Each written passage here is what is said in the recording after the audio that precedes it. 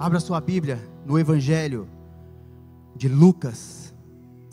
O Evangelho é do Senhor Jesus, mas quem escreveu foi Lucas.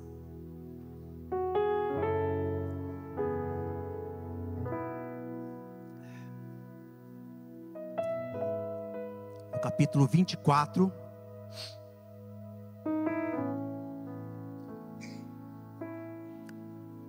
Lucas, capítulo 24, versos 13 a seguir. Lucas 24, capítulo 24, versos 13 a seguir. Diz assim a palavra do Senhor. Naquele mesmo dia, 2 deles estavam indo para um povoado chamado Emaús, a 11 quilômetros de Jerusalém. No caminho conversavam a respeito de tudo o que havia acontecido. Enquanto conversavam e discutiam, o próprio Jesus se aproximou e começou a caminhar com eles. Mas os olhos deles foram impedidos de reconhecê-lo.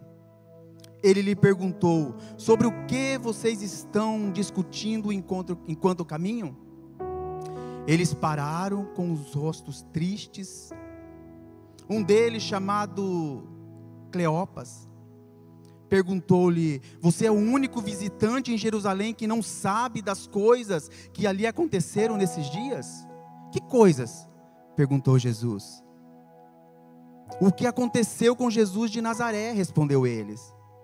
Ele era um profeta poderoso em palavras, em obras diante de Deus e de todo o povo. O chefe dos sacerdotes e as nossas autoridades o entregaram para ser condenado à morte e o crucificaram. E nós esperávamos que era ele que ia trazer a redenção a Israel. E hoje é o 3º dia desde que tudo isso aconteceu. Algumas das mulheres entre nós nos deram um susto nesta manhã. Foram de manhã bem cedo ao sepulcro e não acharam o corpo dele. Voltaram e nos contaram ter tido uma visão com o anjo. E disseram que ele está vivo. Alguns dos nossos companheiros foram ao sepulcro e encontraram tudo exatamente como as mulheres tinham dito, mas não o viram. Ele lhe disse: como vocês custam a entender e como demoram a crer em tudo que os profetas falaram? Não devia o Cristo sofrer estas coisas para entrar na glória? E começando por Moisés e todos os profetas, explicou-lhes o que constava a respeito dele em todas as Escrituras. Ao se aproximarem do povoado para qual estavam indo, Jesus fez com quem ia mais adiante, mas eles insistiram muito com ele: fique conosco, pois a noite já vem e os dias já está quase findando. Então ele entrou para ficar com eles. Quando estava à mesa com eles, tomou o pão, deu graças, partiu e deu a eles. Então os olhos deles foram abertos e o reconheceram, e ele desapareceu à vista deles. Perguntaram-se um ao outro: não estava queimando o nosso coração enquanto ele falava no caminho e nos expunha as Escrituras? Levantaram-se e voltaram imediatamente para Jerusalém. Ali encontraram os 11 e os que estavam com eles reunidos, que diziam: é verdade, o Senhor ressuscitou e apareceu a Simão. Então os 2 contaram o que tinha acontecido no caminho e como Jesus fora reconhecido por eles quando partia o pão. Amém? Podeis se assentar?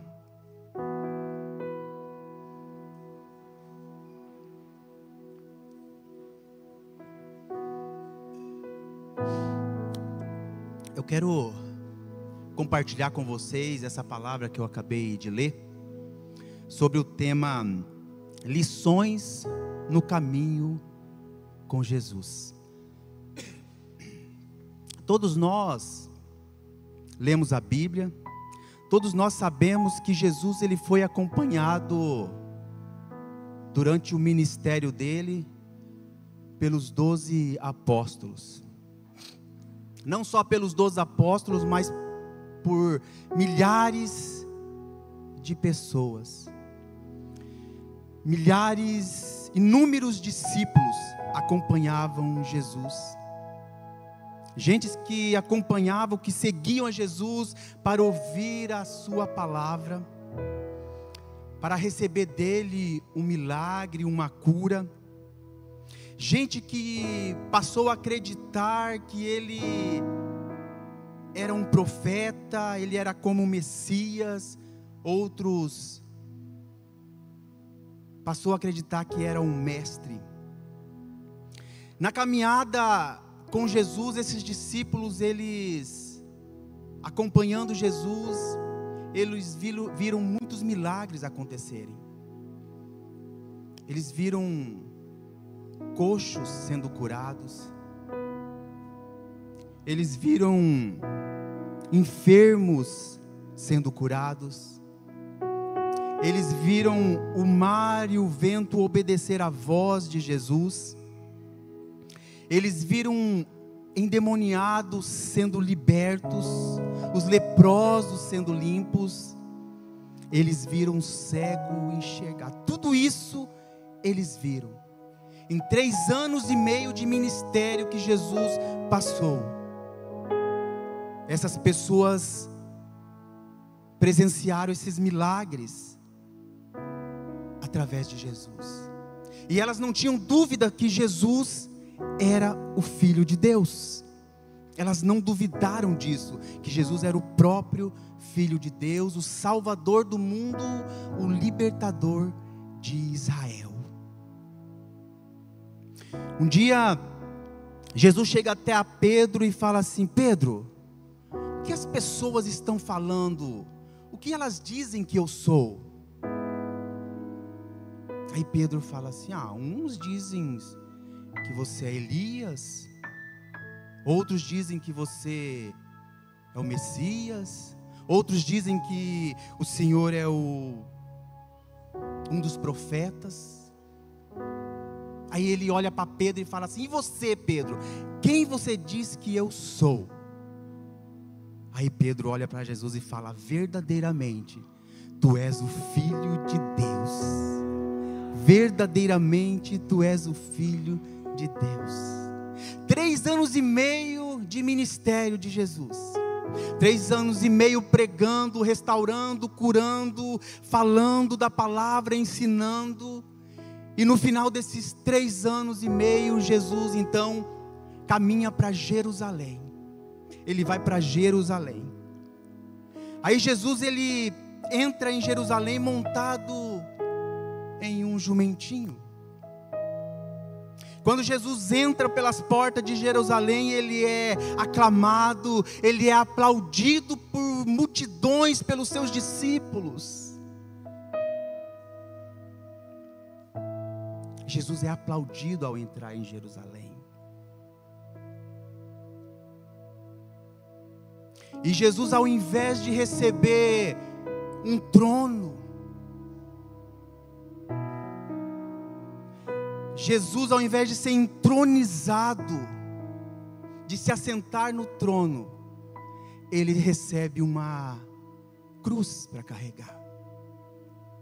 Aquele profeta, aquele Messias que tanto Israel esperava, ao invés de ser entronizado, ele recebe uma cruz.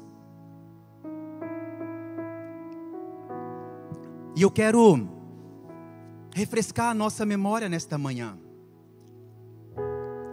contando uma história para vocês. Hoje é ceia, e eu quero contar uma história que tem tudo a ver com a ceia.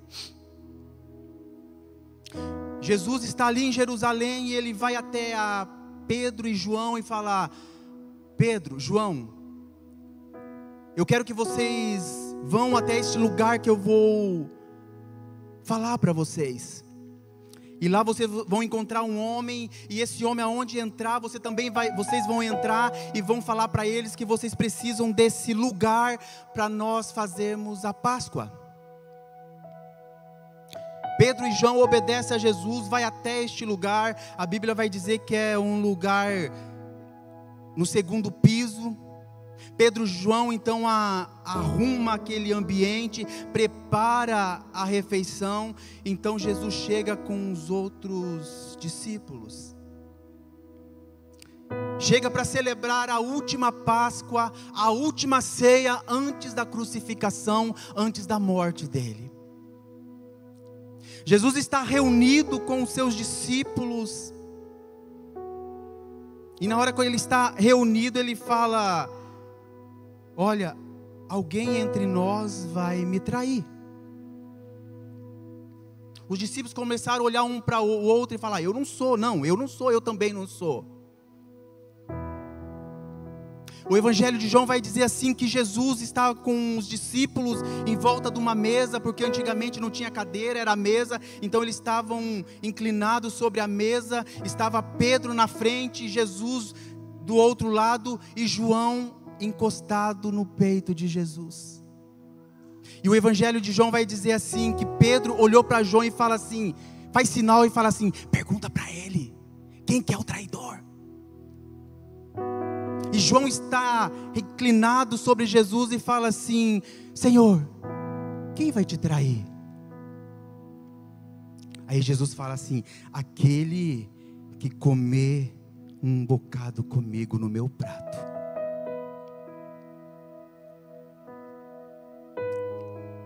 Aí Judas chega até ele e fala assim: Senhor, não sou eu que vou te trair, né?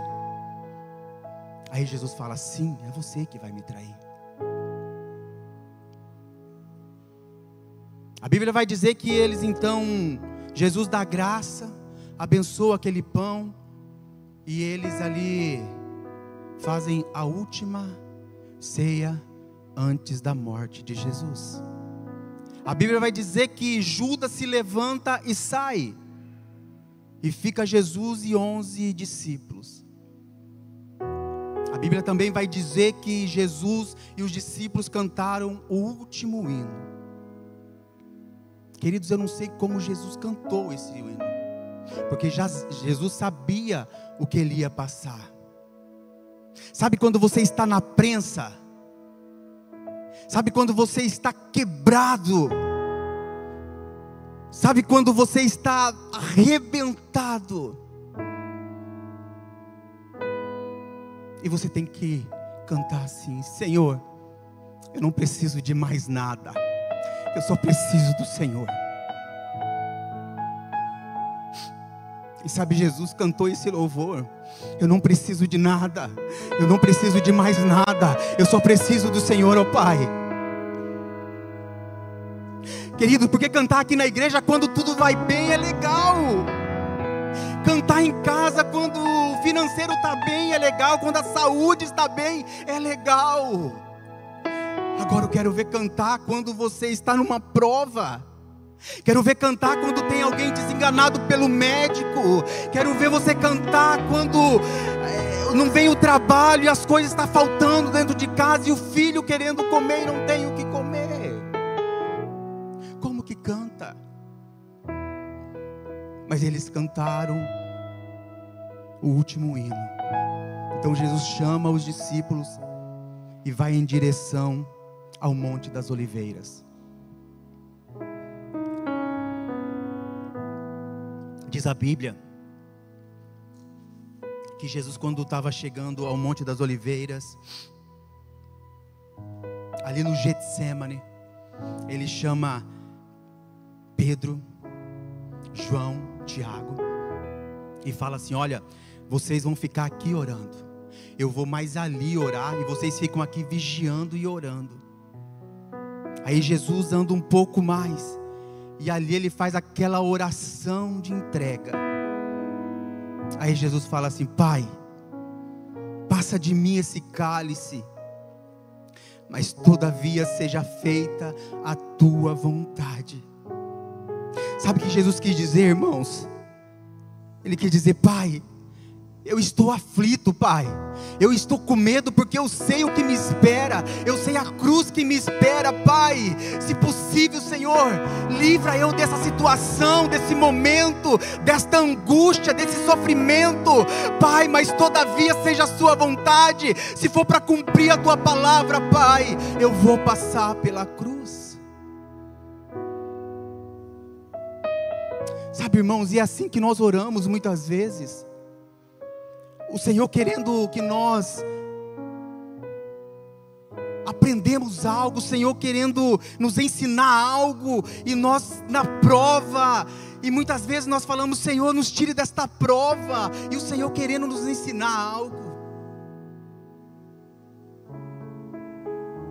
A nossa oração tem que ser: Senhor, eu sei que eu estou numa prova, que eu preciso aprender algo, mas Senhor, parece que esse momento o Senhor fica calado, o Senhor não fala. Seria tão mais fácil eu saber o que o Senhor quer de mim, Pai, mas seja feita a sua vontade. Se for para o Senhor, para mim aprender algo, Senhor, então o Senhor me ensina e me tira desta prova, mas seja feito, Pai, a tua vontade. Quantas vezes nós não oramos assim? Jesus se levanta, vai até os discípulos, encontra Pedro, Tiago e João dormindo. Ele acorda e fala: vocês precisam me ajudar, vocês não sabem o que me esperam, vigia comigo, por favor. E Jesus volta mais uma vez, e a oração dele de entrega: Pai, passa de mim esse cálice, mas todavia seja feita a tua vontade. Mais uma vez Jesus levanta e vai até os discípulos, novamente os discípulos dormindo. Jesus acorda eles e volta para o lugar de entrega. E mais uma vez: Pai, passa de mim esse cálice, Pai, mas todavia seja feita a tua vontade. O evangelista Lucas, o doutor Lucas, vai falar no seu evangelho que Jesus estava tão angustiado, tão aflito, que no rosto dele caía gotas de sangue, tamanha a aflição que ele estava passando. E Jesus se levanta pela terceira vez, vai até os discípulos, mais uma vez eles estavam dormindo. Na hora que é para guerrear, querido, eles estavam dormindo. Na hora que era para orar, eles estavam dormindo. Na hora que era para vigiar, eles estavam dormindo. Ei, tem horas que nós temos que guerrear, tem horas que nós temos que orar, tem horas que nós temos que fazer para Deus poder fazer.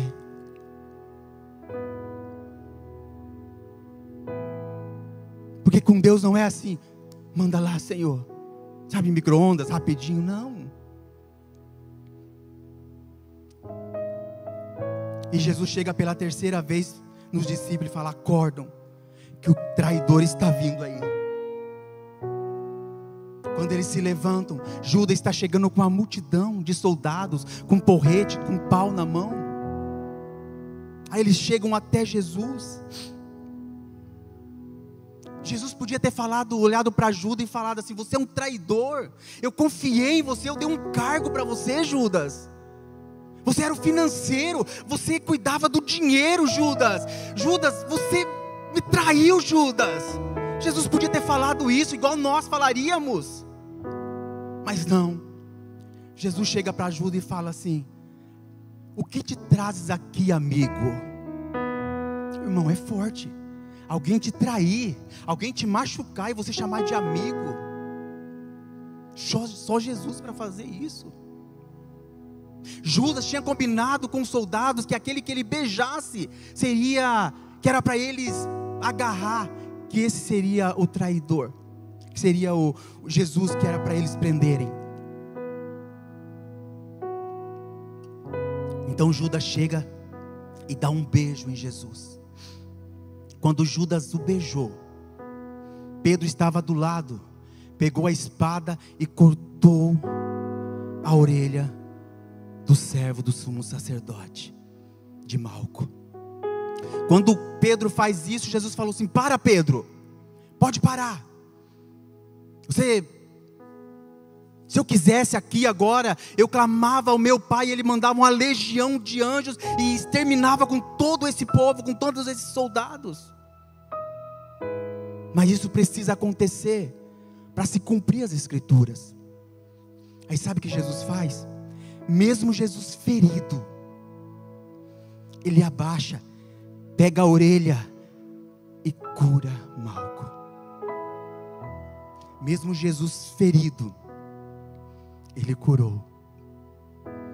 Quantas vezes nós estamos com problema? Quantas vezes nós estamos feridos, machucados? Aí chega alguém, chega um irmão e nos abraça, precisando de um abraço, e nós mesmos feridos precisamos curar. Nós mesmos arrebentados precisamos orar por alguém. Aqueles soldados pegam Jesus e levam para a casa de Caifás. Lá na casa de Caifás, Jesus ele é questionado. Lá na casa de Caifás, Jesus é interrogado. Caifás era o sumo sacerdote. Enquanto os líderes religiosos, os chefes dos sacerdotes, humilhavam Jesus na casa de Caifás, batiam Jesus, cuspiam na sua cara, davam soco, humilhavam Jesus. Enquanto lá dentro ele fazia isso, sabe quem estava lá fora, em volta de uma fogueira? Pedro. Jesus nessa hora ele está sozinho, porque Pedro o abandonou, os discípulos fugiram, e a palavra diz isso, que neste momento Jesus ficaria sozinho, e Pedro estava lá fora, em volta de uma fogueira. Sabe quem foi Pedro? Pedro andou com Jesus 3 anos e meio, sabe quem que foi Pedro? Pedro foi aquele que andou por sobre as águas. Sabe quem que foi Pedro? Aquele que falou com Jesus: estamos juntos, Senhor, nem se for preciso morrer por ti, eu vou morrer. Aí ele está em volta de uma fogueira do lado de fora, e uma criada chega para ele e fala assim: você é um dos discípulos? Você é um dos discípulos de Jesus? Ele falou: nunca nem vi, não sei quem é, não conheço. Passa mais um pouquinho, vem outro e fala assim: você é discípulo de Jesus? Não, sou não sei nem quem é Jesus. E mais uma vez, alguém chega até a Pedro e fala que ele era um dos discípulos de Jesus, e ele nega mais uma vez, e aí o galo canta. A Bíblia vai dizer num dos evangelhos, que quando Pedro nega 3 vezes, que Pedro nega 3 vezes e o galo canta, Jesus está saindo da casa de Caifás. Aí Jesus olha para Pedro e vê Pedro negando a 3ª vez, como ele tinha dito. Querido, eu queria estar lá para ver a cara de Pedro quando ele nega e Jesus aparece. E Pedro nega Jesus pela 3ª vez. Pedro negou a Jesus. Querido, se Pedro, que é Pedro, se Pedro que andou com Jesus lado a lado, se Pedro fez isso, imagina nós. Se Pedro acompanhou Jesus, viu milagres acontecer, imagina eu e você.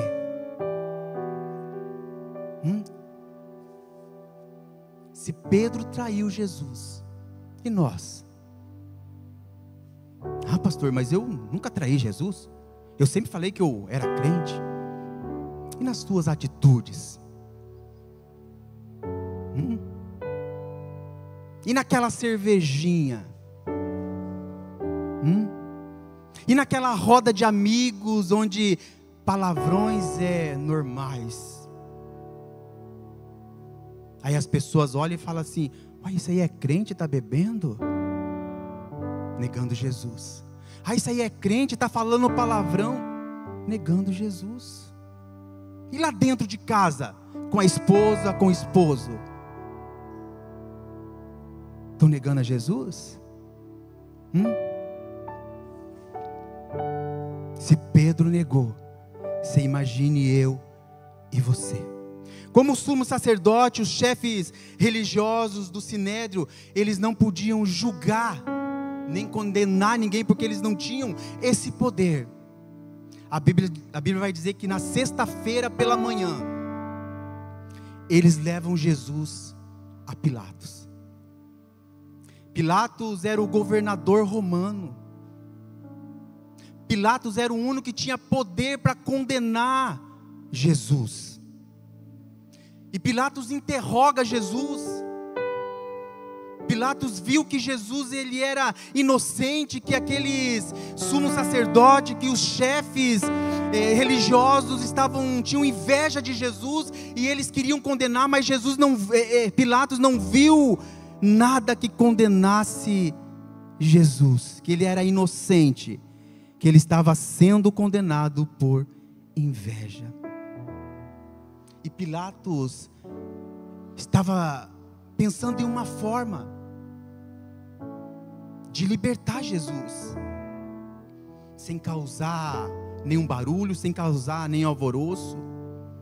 Só que daí chega, e Pilatos está ali sentado no tribunal, e chega uma mensagem da esposa dele. Está escrito em Mateus 27:19.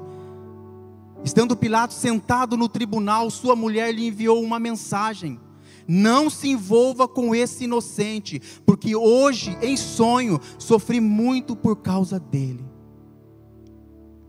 Irmãos, a mulher mandou uma mensagem, mandou um zap para ele. Está lá ele no tribunal e chega um zap, e ele que não atende para ver uma mulher, porque é assim, a mulher fica o dia inteiro com o telefone. A gente manda uma mensagem, não responde. A gente liga, não responde. Eu estou sozinho nessa? Agora vai você não responder uma mensagem dela. Eu não sei que lei é essa, que nós temos que atender o celular dela. Se você ficar 1 minuto sem receber, ela faz uma chamada de vídeo. É ou não é? Eu não sei que lei é essa, mas enfim, a mulher de Pilatos mandou essa mensagem, mandou esse zap para ele. Queridos, a Bíblia vai dizer que Pilatos ficou mais aflito do que estava, ficou atemorizado com aquela situação. Aterrorizado. Pilatos ficou sabendo que Herodes estava em Jerusalém, era a festa da Páscoa, e Herodes estava em Jerusalém. O que ele faz? Ele manda Jesus para Herodes. Herodes ouvia falar de Jesus, nunca tinha visto, queria conhecê-lo, e quando Jesus chega, ele ficou contente, ficou feliz, e ele começa a interrogar Jesus, e Jesus permanece calado. Sabe, irmãos, a melhor afronta, a melhor resposta para uma afronta é o silêncio. Sabe aquelas horas que estão te caluniando, que estão falando e você não deve, e nós como ser humano queremos ir lá pegar pelo pescoço, mas a melhor resposta é o silêncio. Como Jesus não falava nada, o que Herodes fez? Manda Jesus novamente para Pilatos. Pilatos, ele entende que Jesus era inocente. Pilatos sabia que os líderes religiosos tinham inveja de Jesus. E Pilatos lembra de uma tradição na Páscoa, que a tradição, que toda Páscoa eles libertava um preso. Então ele pensou assim: está preso Barrabás, um bandido, um homem que é mal visto, e aqui está Jesus. Então eu vou perguntar para a multidão quem que eles querem que eu condene, quem que eles querem que eu crucifique e quem que eles querem que eu solte. Só que aqueles líderes religiosos já tinham feito a cabeça daquele povo contra Jesus. Eles já tinham falado que era para eles soltar Barrabás e crucificar Jesus. E quando Pilatos fala para o povo assim: quem que vocês querem que eu solte? Aí eles começam: Barrabás. Quem que vocês querem que eu crucifique? Aí eles falam: Jesus, crucifica-o, crucifica Jesus. A multidão gritava, querido, para libertar Barrabás, um bandido, e crucificar Jesus, um santo. Querido, não se engane, não se deixe enganar com a multidão. A mesma multidão que come pão com você é a mesma multidão que grita: crucifica-o. As mesmas pessoas que comem pão na tua casa, na sua mesa, é as mesmas pessoas que falam mal pelas tuas costas. Não se deixe enganar. Não se deixe enganar, querido. Sem saber o que fazer, Pilatos agora desesperado, que o povo queria crucificar Jesus, ele manda açoitar Jesus. Ele coloca uma coroa de espinhos sobre a cabeça de Jesus, e ele vai até o povo, até aqueles líderes religiosos, até o chefe do sacerdote, e fala assim: eu lavo as minhas mãos, eu libero ele para vocês. E Jesus liberou, e Pilatos liberou Jesus para ser morto e crucificado. Jesus então é levado para o Gólgota. Diz a palavra diz a história que do lugar que Jesus estava até o Gólgota, até o Monte da Caveira, dava de 600 a 700 metros. E Jesus então, com aquela cruz, ele começa a caminhar em direção ao Gólgota. Nesses 700 metros, irmão, Jesus foi apanhando. Ele já não tinha força, com uma cruz pesada sobre os seus ombros. Ele tinha que passar pela Via Dolorosa. A Via Dolorosa era um caminho estreito, onde era cheio de comércio, onde tinha muita gente de um lado e do outro, e Jesus caminhando, sendo humilhado por aquelas pessoas.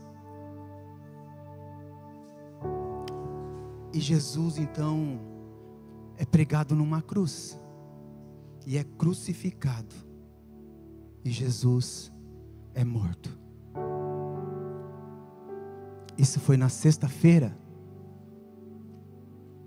que Jesus morreu. Domingo pela manhã, Maria Madalena e algumas outras mulheres pegaram especiarias e foram até o sepulcro. Só que no caminho elas estavam preocupadas como que elas iam remover aquela pedra para entrar e passar aquele unguento, aquelas especiarias sobre Jesus. Eu tenho uma notícia para você nesta manhã. A pedra que impede o seu milagre, Jesus já removeu. A pedra que impede a sua cura, Jesus já removeu. Aquelas mulheres estavam preocupadas, e quando elas chegam na frente do sepulcro, a pedra estava removida. Elas voltam correndo, avisa os discípulos, avisa Pedro e João.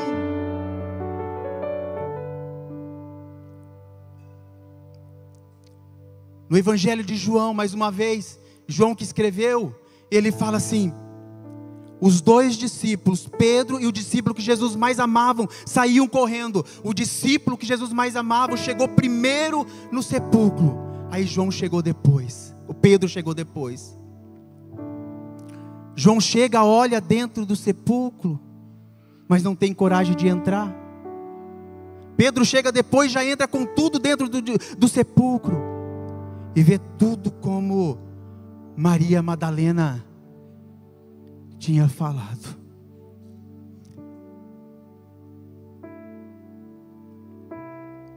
Então Pedro e João, eles voltam para casa. Maria Madalena, ela fica no sepulcro. De repente aparece dois anjos e pergunta: por que você está chorando? E ela falou: levaram o meu mestre daqui.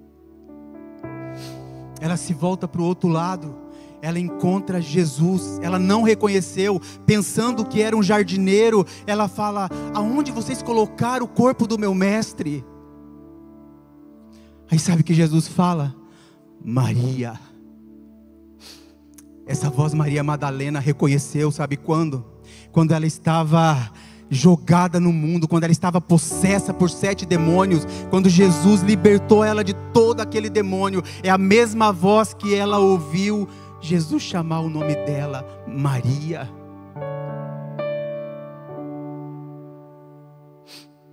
Jesus nesta manhã está chamando por nome aqui.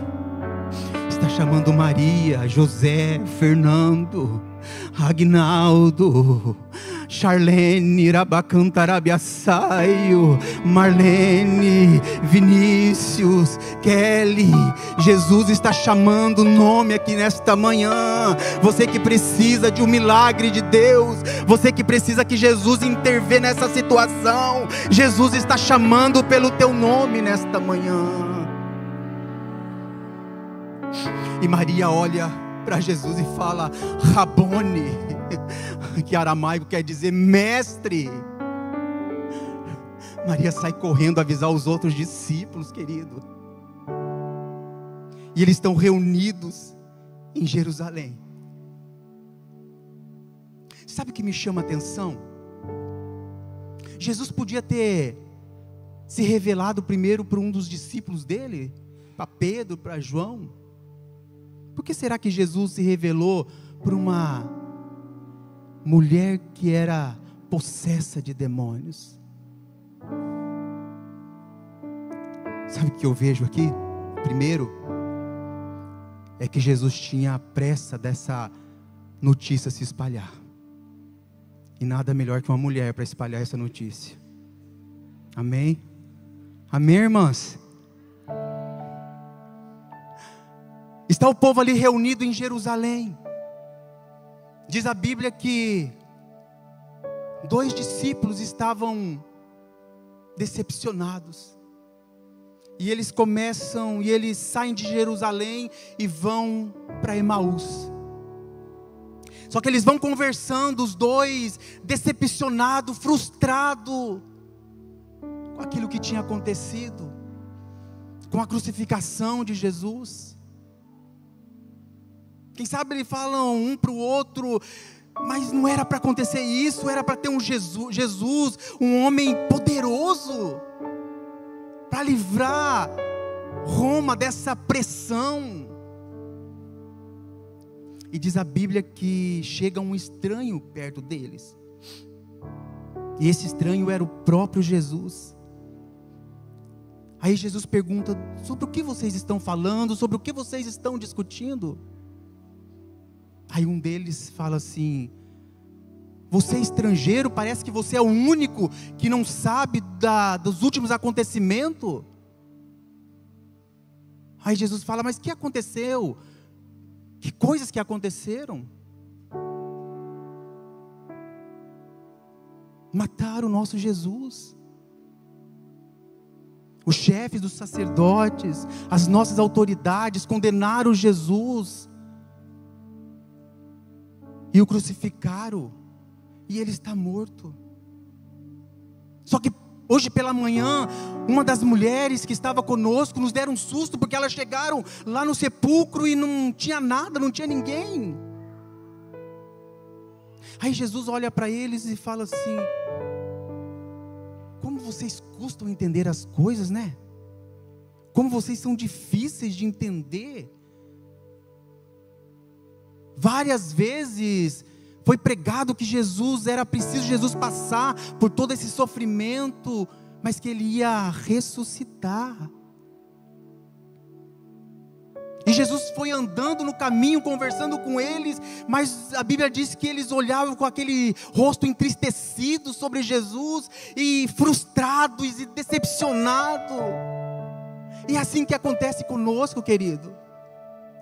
Quando nós estamos orando por algo, para a nossa vida, para a nossa família, e não acontece no nosso tempo, porque tudo acontece no tempo do Senhor. Aí pensamos que Deus nos abandonou, que Deus não nos escuta mais. Ficamos frustrados, já não queremos ir para a igreja. Ficamos decepcionados com A, com B. Ah, a culpa é do pastor, a culpa é do fulano, a culpa é do ciclano. E esses homens estavam assim, esses 2 discípulos. A Bíblia diz que quando eles estavam chegando, que eles chegaram naquele povoado chamado Emaús. Jesus fez com que iam um pouco adiante e eles insistiram com Jesus: fiquem aqui, já é noite. Fica conosco, amanhã cedo você continua a sua caminhada. Porque a Bíblia diz que de Jerusalém até Emaús era mais ou menos 11 quilômetros. Não era muito, mas dava para cansar. E a Bíblia diz que eles chegaram. Jesus entra na casa de um dos discípulos. E eles preparam uma refeição. Eles preparam lá um café, um pão. Aí Jesus vai dar graça. Porque é a hora de comunhão. É hora do partir do pão. E a Bíblia diz que quando Jesus deu graça, os olhos deles que estavam fechados, que eles não conheceram Jesus nos 11 quilômetros, diz que os olhos deles se abriram na hora do partir do pão. Sabe, irmãos, muitas vezes nós queremos que Jesus fale conosco, muitas vezes nós queremos que Jesus revela algo para nós, e nós estamos brigados com A, com B, não conversamos, não temos comunhão com fulano, não temos comunhão com ciclano. E a Bíblia diz que é no partir do pão, é na comunhão que o Senhor se revelou para eles. Os olhos deles se abriram, e na mesma hora, Jesus desapareceu. Aí eles começaram a conversar um com o outro. Nossa, nosso coração parece que ardia quando ele falava sobre a palavra, quando ele nos ensinava. É o próprio Jesus que esteve conosco. Então eles se levantam, eles correm de volta aos 11 quilômetros para Jerusalém. Aí eles chegam e falam: realmente, Pedro tinha razão, Maria Madalena tinha razão, Jesus, ele ressuscitou, Jesus está vivo. E ele esteve conosco, ele andou conosco, ele comeu conosco. Jesus foi na minha casa e comeu na minha mesa. Jesus, ele está vivo. E eu aprendo algumas lições com esse texto. Eu aprendo algumas lições que Jesus ele nos deixa no meio do caminho. E a primeira dela é necessário esperar pela promessa. É necessário, querido, esperar pela promessa. Às vezes o Senhor faz uma promessa para nós e nós queremos para ontem. Nós queremos para já. E o Senhor está trabalhando, está moldando e nós queremos que a promessa se cumpra. Chega alguém e fala: eu vejo uma chave em tuas mãos. Uma chave de uma casa. E você estava orando há muito tempo para Deus te dar uma casa, mas você já quer para agora. E Deus está trabalhando no vaso, está moldando o vaso. Assim foi com aqueles discípulos. Eles sabiam que Jesus seria crucificado, porque Jesus já tinha falado várias vezes para eles que ele seria crucificado, que ele seria humilhado, mas que ele ia ressuscitar.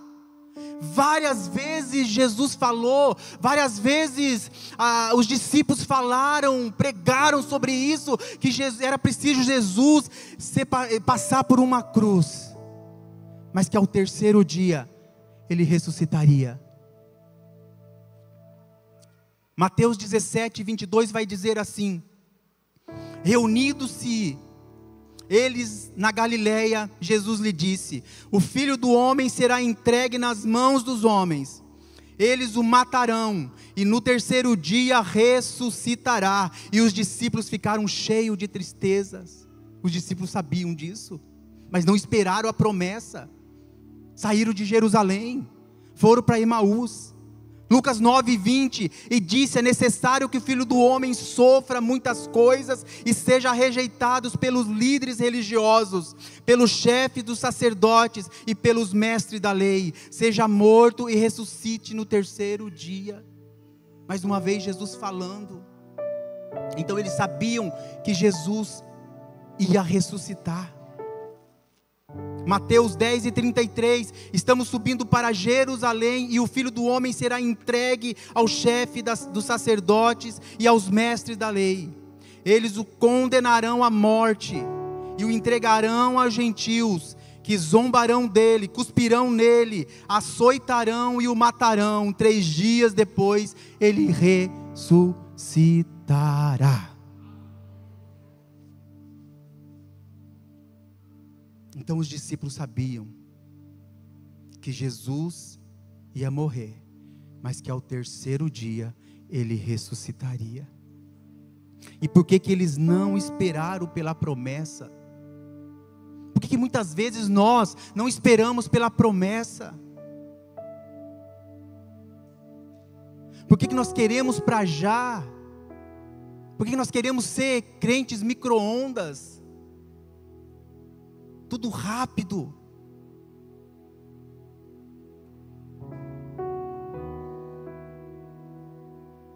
E eles não esperaram. Havia uma promessa da volta de Jesus. Eles não esperaram. Segunda lição que eu aprendo: em meio às nossas decepções e frustrações, Jesus sempre estará ao nosso lado. Em meio às nossas decepções, em meio às nossas frustrações, Jesus sempre estará ao nosso lado. Os judeus, queridos, eles viviam sobre uma pressão, sobre um domínio do Império Romano. Eles viviam essa pressão e eles tinham ansiedade, eles ansiavam por alguém que o chefiasse, por alguém que estabelecesse um reino terreno, um reino de paz e de justiça. Era isso que eles queriam. Alguém que estabelecesse o reino na terra, um reino de paz e de justiça. A crucificação era aquela morte pública, humilhante do Império de Roma. Era oposto das expectativas daquele povo. A crucificação, ela era o oposto daquilo que o povo queria. O povo queria um rei poderoso, um rei vitorioso. E Jesus estava dizendo tudo ao contrário. O povo de Israel se frustrou com a crucificação de Jesus, porque eles esperavam um Messias diferente daquele que Jesus foi. As expectativas judaicas eles tinham aquela expectativa de um Messias diferente, de um Messias que fosse de uma figura de um líder político, de um militar, para restaurar a glória de Israel. Roma estava vivendo uma opressão e eles queriam um homem poderoso, sei lá, como Trump, para governar. E Jesus morre numa cruz. A expectativa deles era uma, mas Jesus era totalmente diferente. Jesus, ao invés de guerrear com espada, ele pregava o amor, a humildade, e pregava que o reino dele não era deste mundo. O povo querendo guerrear, lutar, e Jesus pregando o amor. A libertação de Jesus oferecia aquela vida que era espiritual, não uma vida carnal. Oferecia uma vida espiritual do pecado, que livrasse do pecado e da morte. E não uma libertação física do jugo romano. A morte na cruz era vista como uma maldição como um sinal de fraqueza. E quando aquelas pessoas viram Jesus morrer debaixo de uma maldição na cruz, de um fracasso, como eles viram Jesus esperando um homem poderoso para livrar eles da opressão de Roma, do jugo de Roma. Em meio às nossas decepções e frustrações, o Senhor sempre estará ao nosso lado. Querido, você nunca está sozinho. Você nunca está sozinha. Sabe, às vezes você pode estar frustrado, frustrada, decepcionado. Sabe, falando assim: o Senhor falou que a minha esposa ia vir para a igreja, o meu filho ia vir para a igreja, o meu marido ia vir para a igreja. E isso está só dependendo de você. Aí você está frustrado, frustrada, que nada disso aconteceu, e o Senhor está dizendo: eu quero que você mude. Eu quero que Ele veja a diferença na sua vida dentro da sua casa. Eu quero que ela veja a diferença na sua vida dentro da sua casa. O erro não é de quem falou, não é dos pastores, é você que precisa de uma mudança. Ei, ao invés de se frustrar, de se decepcionar, vai para o joelho, vai falar com Deus, vai falar com Jesus. Ele é o único que pode fazer.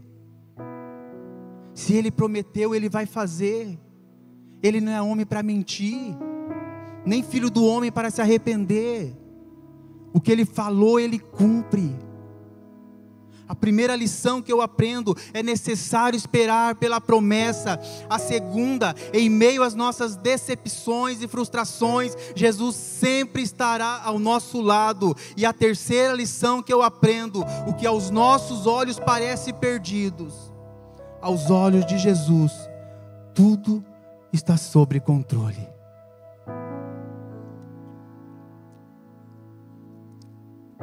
Jesus não perdeu o controle da sua casa. Jesus não perdeu o controle da sua vida. Quem sabe aos seus olhos parece que está tudo escuro. Parece que você está como aqueles 2 discípulos que foram para Emaús, cego espiritualmente. Eles estavam andando, Jesus falando com eles, mas eles estavam decepcionados e não queriam ver, e não conseguia ver Jesus. Eles estavam frustrados e não conseguiam ver a resposta. Eles estavam decepcionados e não conseguiam ver o milagre. Eles estavam frustrados e não conseguiam ver que Jesus estava com eles. Porque Jesus falou assim: olha, eu vou para o Pai, mas eu vou deixar um consolador. Porém, estarei convosco todos os dias da minha vida. Quem sabe você está como esses 2 discípulos, cego no caminho, não consegue ver uma luz no fim do túnel, não consegue ver uma resposta, o milagre no fim do túnel, mas Jesus está do seu lado. Ei, quem sabe você perdeu o controle? Quem sabe você perdeu o controle com seus filhos, da sua casa, da sua vida, mas o Senhor não perdeu o controle, querido. Tudo está no controle do Senhor Jesus. Lucas 24:30 vai dizer: quando estava à mesa com eles, tomou o pão, deu graças, partiu e deu a eles. Então os olhos deles foram abertos e reconheceram, e ele desapareceu da vista deles. Perguntaram um ao outro: não estava ardendo os nossos corações dentro de nós, enquanto ele falava no caminho e falava sobre a sua palavra, sobre a Escritura? Jesus nunca deixou sozinho. Jesus nunca nos deixou órfão. Você tem um Pai. E sabe, você pensa que você está sozinho, que você está sozinha, que todos te abandonaram, que você perdeu o controle. Entregue o controle na mão do Senhor nesta manhã. Entrega a sua vida nas mãos do Senhor. Ei, mas fique em Jerusalém.